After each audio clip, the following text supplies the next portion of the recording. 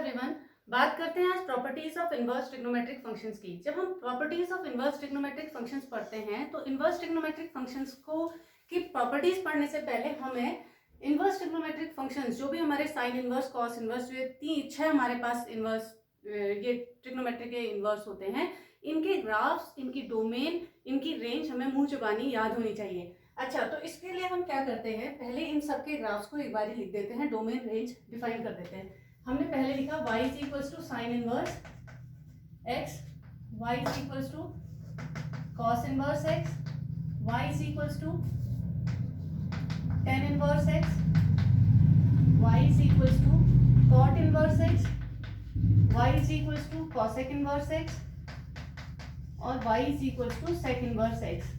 ठीक है, अब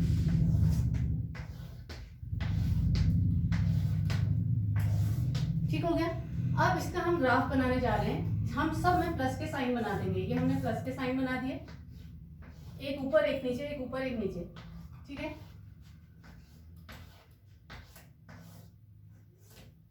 ये हमने बना दिया। ठीक है, अब हमें पता है, देखिए मैंने क्या किया, एक प्लस का साइन ऊपर, एक प्लस का साइन नीचे, प्लस का साइन ऊपर, प्लस का साइन नीचे, प्लस का साइन ऊपर, प्लस का साइन नीचे। देखिए मैंने इनवर्स ट्रिग्नोमेट्रिक रेशियोज को लिखा भी कैसे है। Sine inverse x, cos inverse x, tan inverse, cot inverse, इतना तो हमें पता है। लेकिन इसके बाद हम कॉसेक इनवर्स एक्स लिखेंगे, फिर सेक इनवर्स एक्स लिखेंगे, ताकि हमें याद रह जाए। ठीक है, तो इसके लिए हमें पता है कि ये जो है हमारे पास कहाँ से कहाँ तक जाता है, minus pi by two to pi by two, और इसकी जो डोमेन होती है वो हमारी माइनस वन टू वन होती है, और ग्राफ जो जाता है वो हमारा कुछ इस तरीके से। ठीक हो गई, तो इसकी डोमेन हमारे पास हो गई, domain of this function is equals to minus one और वन का क्लोज इंटरवल, और range of this function is equals to आ गया minus pi by two to pi by two. इतनी बात क्लियर? ठीक हो गया। अगला जाते हैं हम। अगला हमारा जो है वो जीरो टू पाई खेलता है, जीरो टू पाई खेलता है, और इसका जो ग्राफ बनता है वो हमारा इस तरीके से फ। ठीक हो गया, इसकी भी जो हमारी डोमेन है वो माइनस वन टू वन गई, और रेंज जो चली गई वो जीरो टू पाई। ठीक हो गया, तो हमारा domain of this function is equals to हो गया माइनस वन टू वन का क्लोज इंटरवल, और रेंज ऑफ दिस फंक्शन हो गया हमारा जीरो टू पाई का क्लोज इंटरवल। ठीक है, इसी तरीके से बात करते हैं टेन इनवर्स एक्स की। तो टेन इनवर्स एक्स भी हमारे पास क्या है, minus pi by two to pi by two खेला जाने वाला, लेकिन ये क्या है हमारा माइनस पाई बाई टू और पाई बाई टू पर ये इन्फिनिटी मतलब नॉट डिफाइंड है। तो हम इसे किस तरीके से दिखाएंगे, हमारा जो ग्राफ जाता है वो कुछ इस तरीके से जाता है। ठीक हो गया, ये हमारा ग्राफ है टेन इनवर्स एक्स का। तो इस वाले केस में हमारी इसकी डोमेन क्या होती है, देख रहे हैं आप, डोमेन जो है पूरा फैलाव है इसका। तो domain of this function is R, that is minus infinity to infinity. इसको हम दोबारा से यहाँ पर लिख देते हैं, माइनस इन्फिनिटी टू इन्फिनिटी का ओपन इंटरवल। ठीक हो गया, ये हमारी इसकी रियल नंबर सारे आ गए, और रेंज ऑफ दिस फंक्शन है हमारे पास minus pi by two to pi by two का ओपन इंटरवल। ठीक हो गया, ये बात भी क्लियर। इसके बाद हमारा कॉट इनवर्स एक्स जो है वो जीरो टू पाई खेलेगा, ये आ गया हमारा जीरो, और ये हमारी आ गई लाइन पाई की। ठीक होगी, बीच में हमने बना दिया पाई बाई टू। जब इसका ग्राफ जाता है तो इसका ग्राफ किस तरीके से जाएगा, इस तरीके से। ठीक हो गया, ये हमारा ग्राफ जो है इसका जाएगा इस तरीके से, और ये हमारे पास इसकी भी डोमेन क्या हो गई, सारे रियल नंबर्स ऑफ, और रेंज ऑफ दिस फंक्शन हमारे पास क्या आ गई, जीरो और पाई का ओपन इंटरवल। ठीक हो गई, इसके बाद आए हम कॉसेक इनवर्स एक्स पर। कॉसेक इनवर्स एक्स के लिए मैंने आपसे कहा था कि कॉसेक इनवर्स एक्स जो है वो साइन इनवर्स का ग्राफ पहले खींच दीजिए, फिर टेनिस बॉल वाला केस जो था उसको बैठाते हैं हम इसमें। तो इसके लिए हमारे पास ये भी हमारा जा रहा है minus pi by two to pi by two. अब इसमें हमने फंक्शन बैठाया पहले साइन इनवर्स वाला, और उसमें एक आदमी ने बॉल यहाँ से यहाँ फेंकी और टप्पा खा के इधर को चली गई, और यहाँ से यहाँ फेंकी तो टप्पा खा के इधर को चली गई। तो हमारा ग्राफ जो है, बीच के ग्राफ को हटा दीजिए, तो हमारा ग्राफ जो आता है वो इस तरीके से आता है। ये किसका है, कॉसेक इनवर्स का ग्राफ है। अब कॉसेक इनवर्स के ग्राफ में आप देख रहे हैं कि डोमेन क्या है जी, इसकी डोमेन आप देख रहे हैं माइनस वन और वन के ओपन इंटरवल के लिए डिफाइन नहीं है। माइनस वन और वन जो है क्लोज, माइनस वन और वन तो आ रहे हैं, लेकिन माइनस वन और वन के बीच के एलिमेंट्स को हम नहीं ले रहे हैं।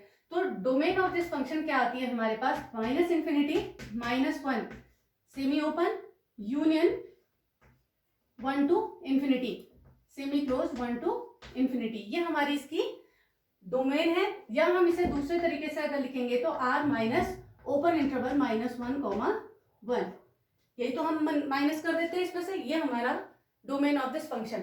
बाकी फिर हम अगर इसकी रेंज की बात करेंगे तो range of this function is -π/2 to π/2 का क्या क्लोज इंटरवल, -π/2 से π/2 का क्लोज इंटरवल। लेकिन ये बीच की लाइन किसकी है, जीरो की, जीरो एलिमेंट इसमें गायब हो जा रहा है, तो हमने इसमें से जीरो एलिमेंट को गायब कर दिया। लास्ट बचा हमारे पास कौन सा, सेक इनवर्स एक्स फंक्शन। ये किसमें खेलेगा, 0 to π खेलेगा।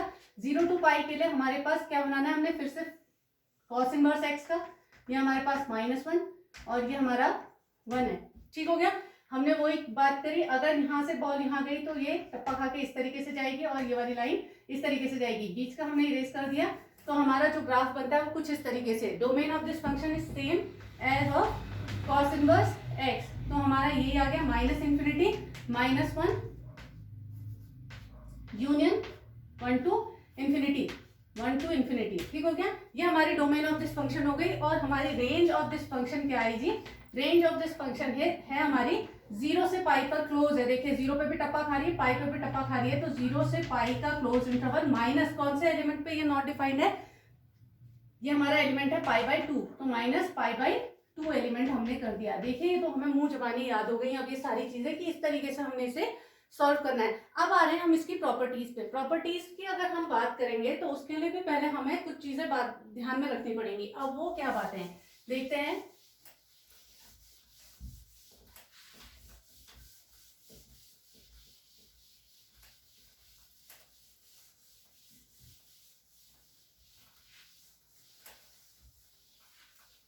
हम यहाँ पर दो टाइप के फंक्शंस देखेंगे। एक तो क्या होगा, ट्रिग्नोमेट्री के अंदर ट्रिग्नोमेट्रिक इनवर्स एक्स, ट्रिग्नोमेट्री के अंदर इनवर्स ट्रिग्नोमेट्री देखेंगे, या हम क्या देखेंगे, इनवर्स ट्रिग्नोमेट्री के अंदर ट्रिग्नोमेट्रिक फंक्शन। आगे बात समझ में, हमें दो टाइप के फंक्शंस यहाँ पर दिखेंगे। एक तो क्या, ट्रिग्नोमेट्री के अंदर इनवर्स ट्रिग्नोमेट्री, और एक हमें क्या दिखेगी, इनवर्स ट्रिग्नोमेट्री के अंदर ट्रिग्नोमेट्री। अब ध्यान देने वाली बात क्या है, अगर मैं बात कर रही हूं इसकी, अगर इसमें हम t के बारे में बात करें ना, ट्रिग्नोमेट्री के अंदर बैठी हुई चीज क्या होती है, अगर मैं साइन बोल रही हूँ, साइन π/3, तो साइन π/3, साइन के अंदर बैठी हुई चीज क्या है, एंगल है। तो इसका मतलब है इस वाले केस में जब मैं t और t इनवर्स x की बात करूंगी तो ये पूरा t इनवर्स x जो होगा वो एंगल होगा। आई बात समझ में। और अगर मैं इनवर्स ट्रिग्नोमेट्री के अंदर ट्रिग्नोमेट्रिक फंक्शन की बात करूंगी तो ट्रिग्नोमेट्री के अंदर बैठी हुई चीज एंगल होती है, तो ये चीज केवल एंगल होगी, x इक्वल्स टू एंगल होगा। यहाँ पर ये t इनवर्स x पूरा एंगल होगा।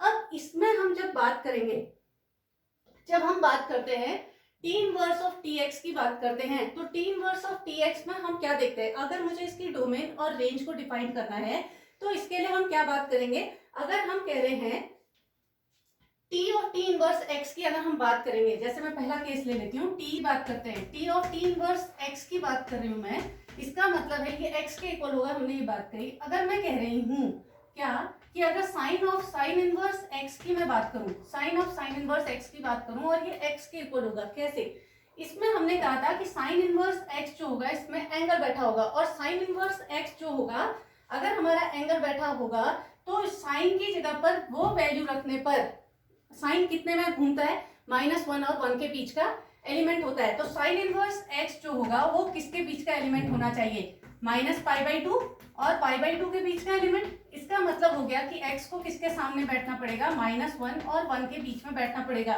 तो x हमेशा क्या आएगा, -1 और 1, और हमें ये पता है भाई कि हम x की, साइन इनवर्स x की कोई भी वैल्यू रख देंगे तो हमें साइन की वैल्यू क्या मिलने वाली है, -1 और 1 ही मिलने वाली है। तब हम इसे कहते हैं sine of sine inverse x जो है वो x के इक्वल है। ध्यान रहे जब ट्रिग्नोमेट्री के अंदर इनवर्स ट्रिग्नोमेट्री बैठती है तो हमेशा आंसर x के इक्वल होता है, और x जो होगा हमारे पास वो जो होगा -1 और 1 के बीच का एलिमेंट होना चाहिए। अब कहीं ऐसी बात आ गई कि sine of sine inverse of 2, क्या हम इसे सीधे ही 2 लिख देंगे, नहीं, क्यों, क्योंकि 2 ने कहा मुझे कहाँ बैठाना है, -1 और 1 के बीच का एलिमेंट होना चाहिए, लेकिन 2 तो -1 और 1 की लिमिट से बाहर हो गया, तो इसका मतलब हो गया कि ये तो डिफाइंड ही नहीं है, तो हम इसे लिख देंगे कि sine of sine inverse 2 is not defined. Undefined है भैया, ये तो डिफाइन नहीं हो सकता। ठीक होगी, आगे बात समझ में। इसने अपने जो डोमेन या रेंज होती है उसके अंदर रहना पड़ेगा। इसकी डोमेन क्या थी, -1 और 1, ये नहीं बैठने देगा 2 को। यहाँ पर 2 होते ही ये नॉट डिफाइन हो जाएगा।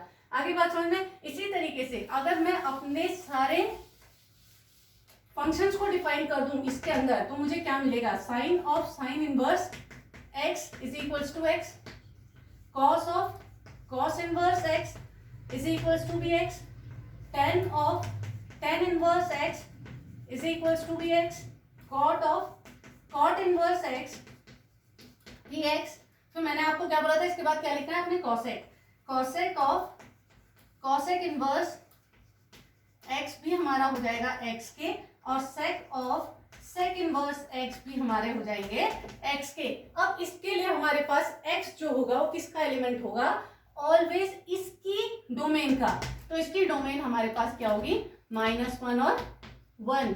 इसका क्या होगा, x बिलोंग्स टू -1, 1। इसमें क्या होगा, x बिलोंग्स टू सारे रियल नंबर्स। कॉट इनवर्स की भी क्या थी, सारे के सारे रियल नंबर्स। अगर हम कॉसेक इनवर्स x की बात कर रहे थे तो x belongs to minus infinity -1। अभी हम अभी पढ़ कर आए हैं, यूनियन 1 to इंफिनिटी। ठीक हो गए। और इसी तरीके से अगर सेक इनवर्स x की बात करेंगे तो x is an element of same, -1 union 1 to infinity. आपको इतनी बात समझ में आई। तो ये बड़ा इंपॉर्टेंट पार्ट होता है। ध्यान रखें कि अगर ट्रिग्नोमेट्रिक फंक्शन के अंदर इनवर्स ट्रिग्नोमेट्री होती है और x अपने डोमेन में खेल रहा है, x किसकी डोमेन मानी जाएगी, इनवर्स ट्रिग्नोमेट्री की डोमेन मानी जाएगी। और इनवर्स ट्रिग्नोमेट्री की डोमेन क्या होती है, -1 और 1। हमेशा आंसर -1 और 1 ही होगा। और -1 और 1 आते ही हमारे दिमाग में आ जाएगी कि इसका मतलब है ये वैल्यू दे रहा होगा, और दे रहा होगा तो हमारा आंसर क्या होगा, x के इक्वल हो जाएगा। ये सीधे हम इसको इस तरीके से, इनकी डोमेन को हमने बहुत ध्यान में रखना पड़ता है। जैसे मैंने आपको साइन ऑफ साइन इनवर्स 2 की बात करी थी, तो हम साइन ऑफ साइन इनवर्स 2 को डायरेक्टली 2 नहीं लिख सकते हैं। अगली बात करते हैं T inverse of T x की। ठीक हो गई।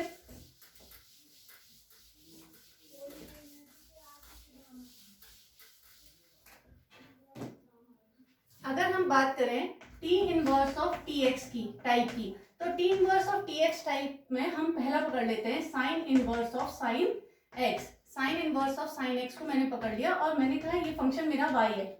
अच्छा, ये y is equals to sine inverse sine x है। इसी के साथ साथ क्योंकि इसकी सिमिलरिटी किसके साथ होती है, कॉस इनवर्स के साथ, तो हम इसे क्या लिख सकते हैं, y is equals to cosec inverse cosec x का भी मैं बहुत आराम से डिफाइन कर सकती हूँ। अब इसको डिफाइन करने के लिए क्या मैं मुझे पता है ना कि साइन एक्स को मैं एंगल दूंगी, और एंगल मैं दूंगी तो साइन की वैल्यू मेरे पास कुछ आई, जैसे मैंने π/3 कह दी, एक्स हमारे पास π/3 हो गया, तो साइन π/3 हमारे पास कितना हो गया, √3/2। अब √3/2 की बात करूंगी मैं तो साइन इनवर्स में, तो साइन इनवर्स √3/2 हमारे पास क्या है, एक्स की मतलब बहुत सारी वैल्यूज पर हमें क्या मिलते हैं, सेम आंसर्स मिलते हैं। तो इसमें वैल्यूज जो होती हैं वो चेंज होती रहती हैं। अब वैल्यूज चेंज होती रहती हैं तो उसको डिफाइन करने के लिए हमें क्या करना पड़ेगा, थोड़ा सा अपनी 11th क्लास की ट्रिग्नोमेट्री में जाते हैं। 11th क्लास की ट्रिग्नोमेट्री में जाने के लिए हम इसे क्या लिखेंगे, sine y is equals to sine x।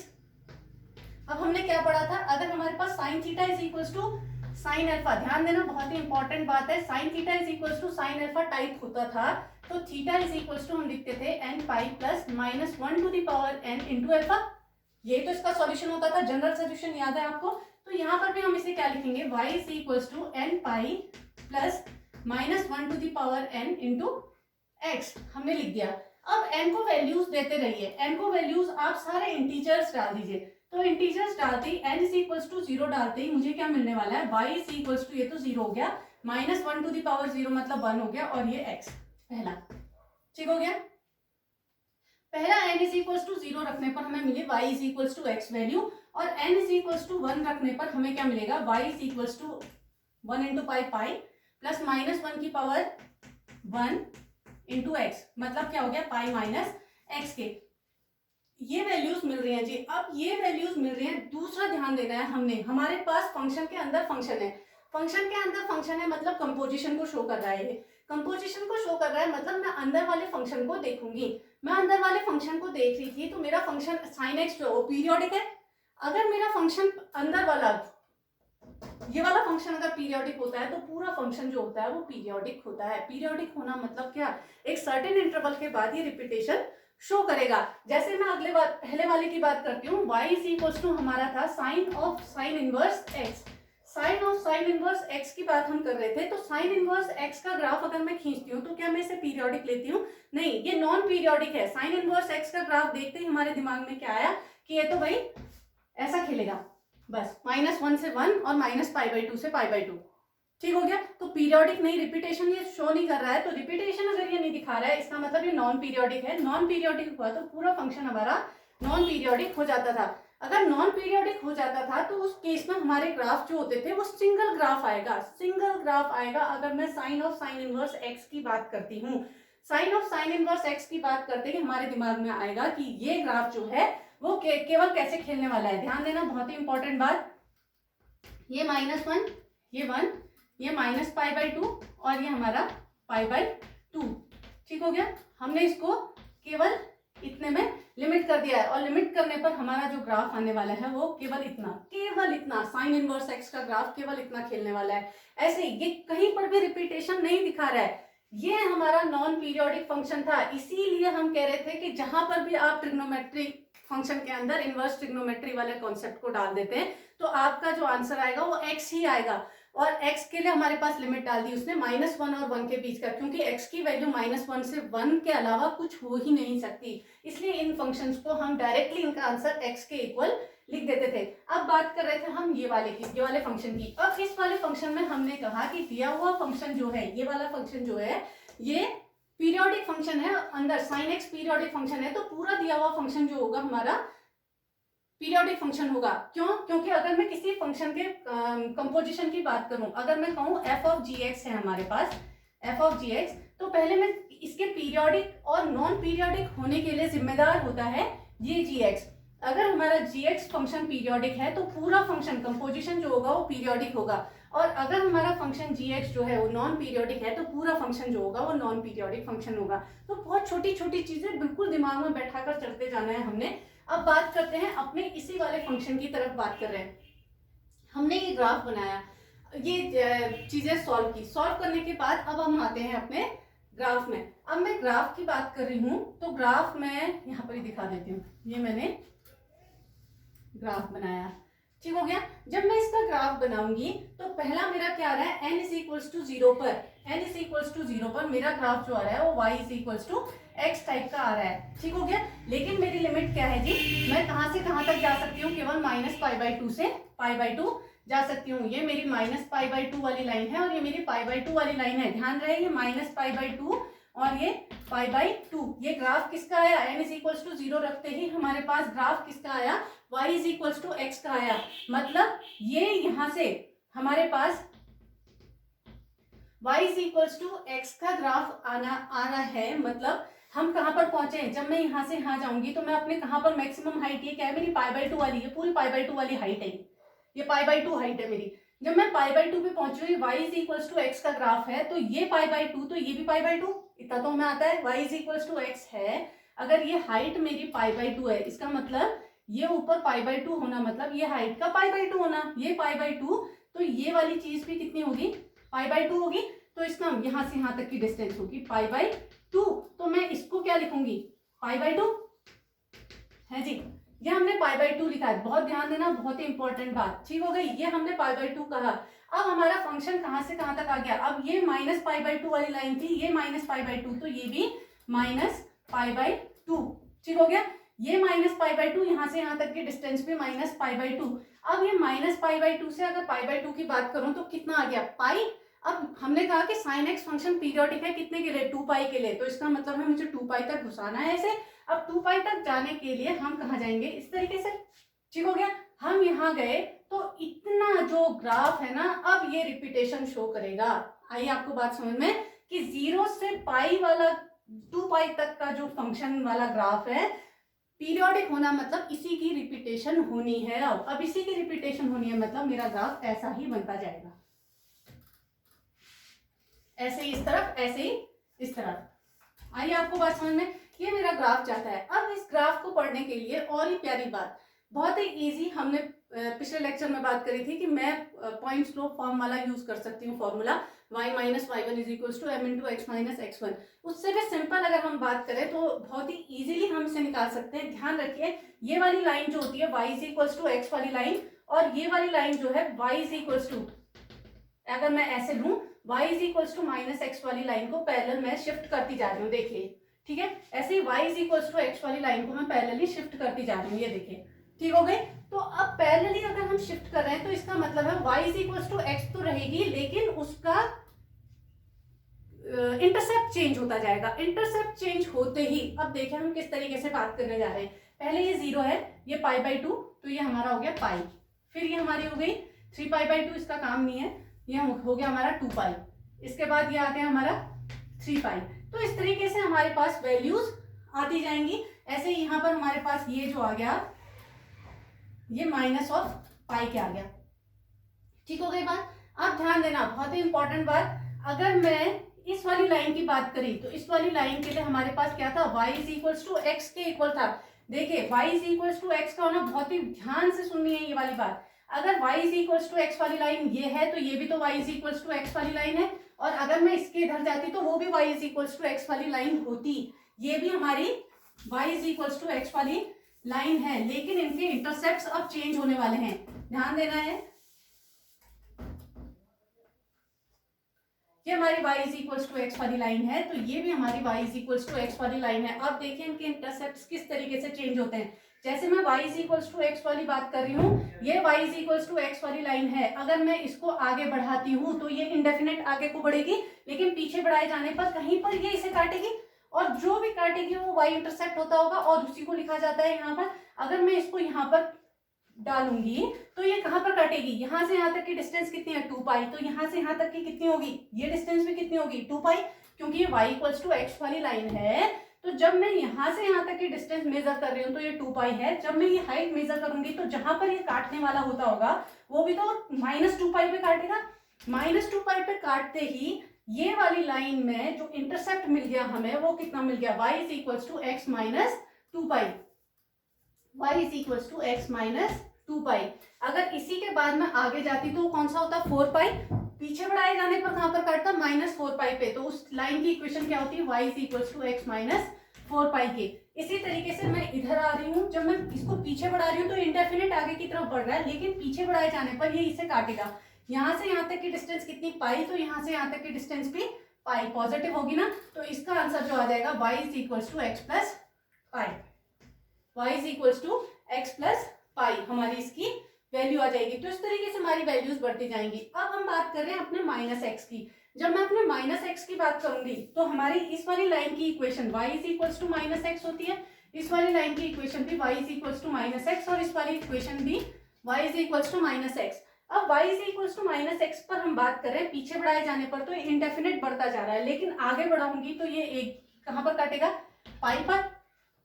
यहां से यहां तक की डिस्टेंस पाई है, यहाँ से यहाँ तक की डिस्टेंस भी पाई होगी, तो हमारे पास जो आ जाएगा माइनस एक्स प्लस पाई। आई बात समझ में। और इसी के तरीके से अगर हम इसमें जाएंगे तो यहाँ पर क्या है 3 पाई, यहाँ ये आगे बढ़ाए जाने पर 3 पाई पे काटेगा, तो y is equals to minus x plus 3 pi. ऐसे ही हमारे पास ये वाली, अगर इस वाली लाइन की बात करेंगे तो y is equals to minus x, पीछे बढ़ाए जाने पर तो ऊपर इंडेफिनेट चली जाएगी, लेकिन पीछे बढ़ाए जाने पर ये आपको कहां पर काटेगी, ये 0, ये माइनस पाई और ये -2 पाई है। हाँ, तो ये गड़बड़ हो गया है, 2 पाई होना चाहिए, ठीक हो गया। ये हो गया हमारी इक्वेशन, यहाँ पर आई हमारी y is equals to minus x वाली इक्वेशन थी, पीछे बढ़ाए जाने पर कहां पर काटेगी, यहाँ से यहाँ तक की डिस्टेंस पाई है, यहाँ से यहाँ तक की भी हमारे माइनस पाई हो जाएगी, माइनस पाई होते y is equals to minus x minus pi, इसकी इक्वेशन हो जाएगी। मतलब आपको बात समझ में आ रही है, बहुत ही प्यारी बात। इस तरीके से हम इन क्वेश्चंस को बहुत ही इन चीजों को बहुत ध्यान से याद रखेंगे। तो आप जहां पर भी देख रहे हैं y is equals to x वाला है, तो y is equals to x में हमारे पास क्या मिल रही है, जब ऐसी वाली लाइन है तो y is equals to x minus even pi, और दूसरे वाले में हमारे पास y is equals to minus x plus odd pi. बस ये याद रह जाए तो हमारे सारी कैलकुलेशंस हम बहुत इजीली कर लेते हैं। ठीक हो गई बात समझ में आई। अच्छा अगली बात करें हम y इज इक्वल्स टू, अब हमने वो भी तो लिख दिया था y is equals to cosec inverse of cosec x। अब cosec inverse of cosec x की बात करेंगे तो हमारे ग्राफ में cosec y is equals to cosec x हो जाएगा। लेकिन जब cosec y is equals to cosec x था, जब हम उसका जनरल सॉल्यूशन क्लास 11 पे पढ़ते थे तो हमें पता था ये sin x is equals to sin alpha की। अगर हम y is equals to cosec inverse cosec x की बात करते हैं, cosec इनवर्स cosec x की बात करते हैं, तो हमें पता है कि अगर हम cosec inverse cosec x means अगर मैं इसे कहूँ cosec y is equals to cosec x कह दूं ना, ठीक हो गया। तो cosec y is equals to cosec x class 11 में हमने पढ़ा है कि cosec y is equals to cosec x type का फंक्शन जो होता है वो sin theta is equals to sin alpha की तरह काम करेगा। लेकिन किन जगह पर वैल्यूज नॉट डिफाइन होंगी, जहां जहां पर x की वैल्यूज थीटा की वैल्यूज साइन के केस में जीरो के इक्वल होती है। अब जीरो के इक्वल होना मतलब हमारे पास मल्टीपल्स ऑफ पाई में ये क्या देगा, नॉट डिफाइन देगा, मतलब इंटरवल जो होगा हमारा ओपन होगा। तो हमारा केस वही है, हमारा फिगर ऑलमोस्ट सेम है जैसा हमारा साइन इनवर्स साइन एक्स का बन रहा था, हम सेम वैसा ही फिगर बनाएंगे। ये गया था ना हमारा फिगर इस तरीके से। लेकिन अब के हमने क्या करना है,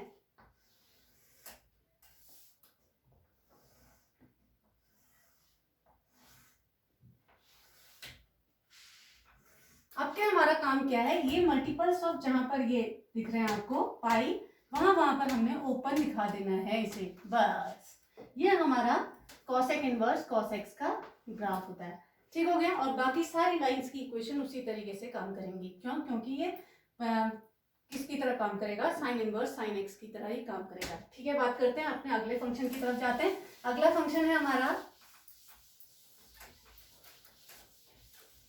अब हम बात करते हैं y is equals to cos inverse cos x की। तो cos y is equals to हो जाएगा कॉस एक्स के, और मुझे पता है कि ये फंक्शन जो है इसका जनरल सॉल्यूशन 2n पाई प्लस माइनस x होता है।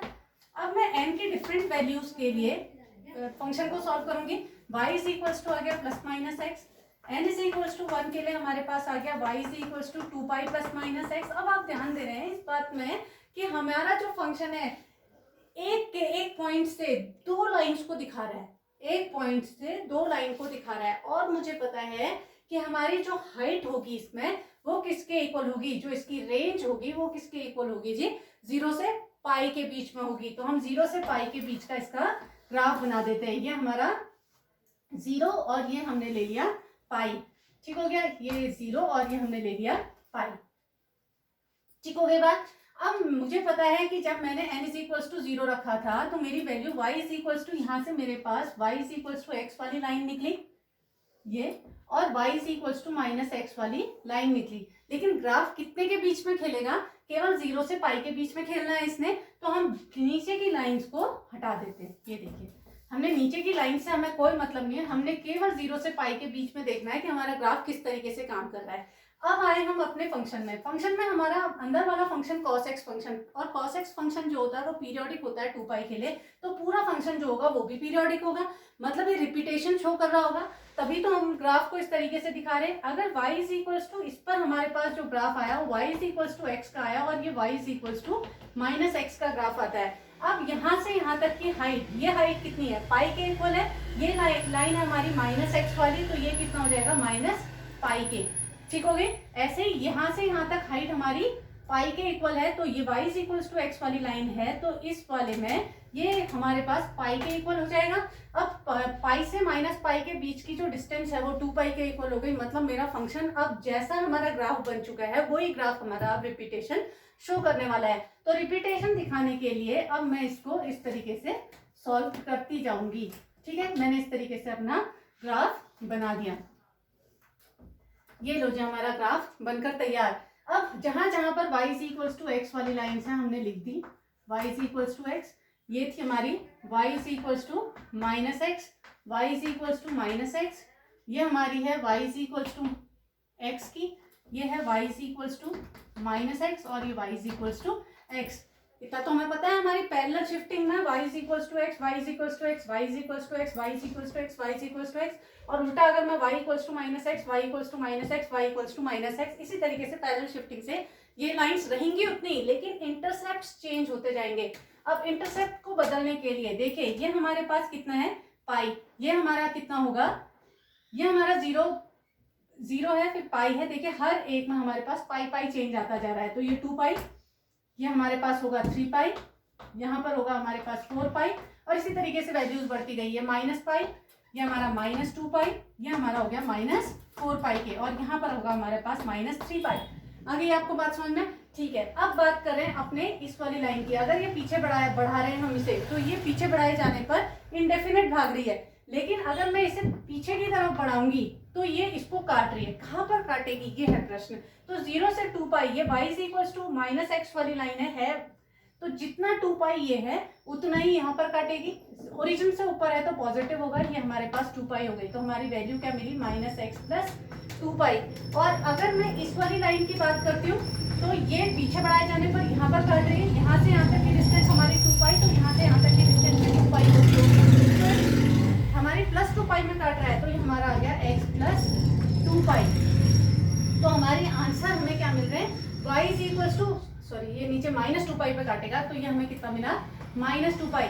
y is equal to -x plus 2 pi और y is equal to x minus 2 pi. हमने यहाँ पर वैल्यू रखी थी, तो हमें वैल्यू क्या मिल रही थी, देखिए y is equal to 2 pi plus minus x क्या, n इज इक्वल टू 1 पर हमें ये वैल्यू मिल रही थी। और अगर हम n इज इक्वल टू -1 रखेंगे तो n इज इक्वल टू -1 पे हमें क्या वैल्यू मिलेगी, -2 पाई प्लस माइनस x के। तो इस तरीके से हमारी वैल्यूज जो हैं वो बढ़ती जा रही हैं।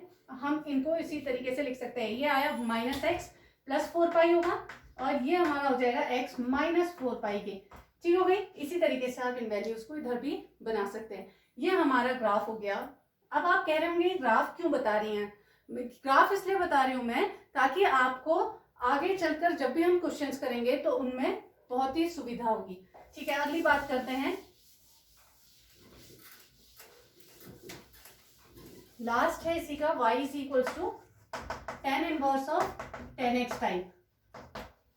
तो tan y is equal to 10x हो गया। अगर ये खेलेगा तो n पाई प्लस x हमारा इसका general solution. n is equal to 0 लेते ही y is equal to x, n is equal to 1 लेते ही y is equal to pi plus x, n is equal to -1 लेते ही y is equal to minus pi plus x। तो मेरी values देख रहे हैं आप, y is equal to x plus x पर ही जा रही हैं। इसका मतलब है ग्राफ ऐसे तो बन रहा है लेकिन ऐसे नहीं बन रहा है। तो अब देखते हैं इसका ग्राफ किस तरीके से जाएगा। इस पूरे की देखते हैं 10x फंक्शन क्या है, पाई के लिए पीरियोडिक है तो पूरा फंक्शन भी पीरियोडिक फंक्शन है, रिपीटेशन तो शो कर ही रहा है पाई, हर एक पाई इंटरवल पे।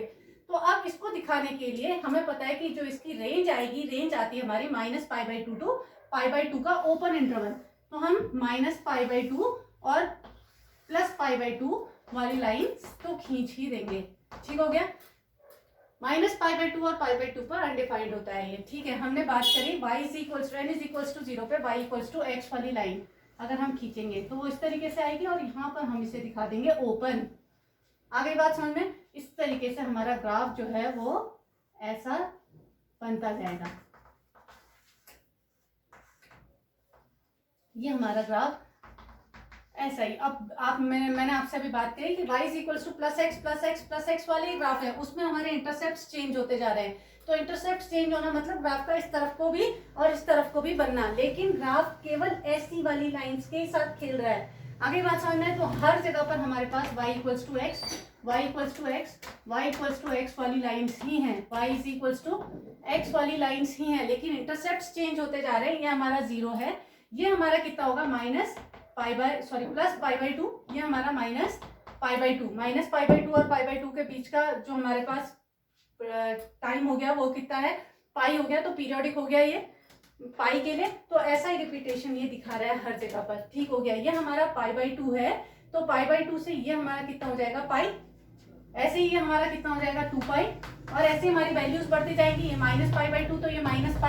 इसी तरीके से अगर हम दूसरे की बात करते हैं तो यहाँ पर हमारे पास आ जाएगा 2 पाई। अब देखिए इसके हमारे ग्राफ को अगर हम बात करते हैं, ग्राफ की बात करेंगे तो ये पीछे बढ़ाए जाने पर यहाँ पर मिलता है, यहाँ से यहाँ तक का पाई, तो ये माइनस पाई होगा, तो x माइनस पाई। नीचे बढ़ाए जाने पर ही मिलेगा तो x माइनस 2 पाई। ऊपर बढ़ाए जाने पर मिलेगा, ये डिस्टेंस है माइनस पाई, ऊपर हमारे पास प्लस पाई, तो यहाँ जाएगा हमारा प्लस पाई। यहाँ से यहाँ तक की डिस्टेंस हमारी पाई, तो यहाँ से यहाँ तक की डिस्टेंस भी हमारी पाई के। तो हमारी ये वैल्यूज हमें मिलती जा रही है, हमने इस तरीके से ग्राफ को रिप्रेजेंट कर लिया। ये हमारा ग्राफ है जी, इस तरीके से हम इनको सॉल्व करते हैं और आगे की प्रॉपर्टीज के बारे में बात करेंगे अगले लेक्चर में।